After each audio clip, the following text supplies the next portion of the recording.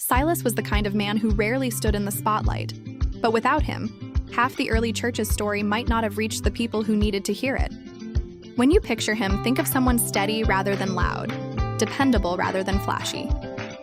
He was the kind of friend who stayed when things got hard, the one still singing hymns in a jail cell long after everyone else would have lost hope. Silas, also called Silvanus, his Roman name, first appears in the book of Acts as a leading member of the Jerusalem church, a man of deep faith, respected by believers and apostles alike. When the early church faced tension over Gentile converts, Silas was one of the two chosen to carry the Jerusalem Council's letter, a message of unity and truth, to Antioch.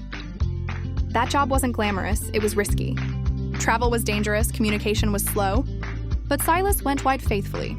Later, Paul chose him as a companion on his missionary journeys.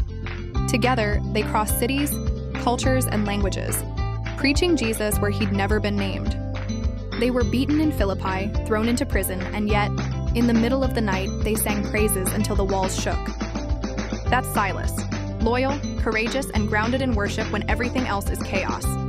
Silas moved easily between Jewish and Greco-Roman cultures. His dual names, Silas, Aramaic, and Silvanus, Latin, hint that he was bilingual, maybe even bicultural. That made him a bridge, someone who could carry the gospel across boundaries, communicate with both Jewish believers and Gentile converts, and earn the respect of Roman officials and humble villagers alike. He was probably older by the time 1 Peter was written, experienced, wise, and still faithful. When Peter writes his first letter, he says, "With the help of Silas, I have written to you briefly." That phrase suggests Silas was more than a delivery man. He may have helped Peter compose or translate the letter. Peter, a fisherman from Galilee, likely spoke Aramaic. Silas, fluent in Greek, could shape the words with clarity and grace for the churches scattered across Asia Minor. So when the believers in Pontus, Galatia, Cappadocia, Asia, and Bithynia unrolled Peter's letter, the first face they saw wasn't Peter's, it was Silas's.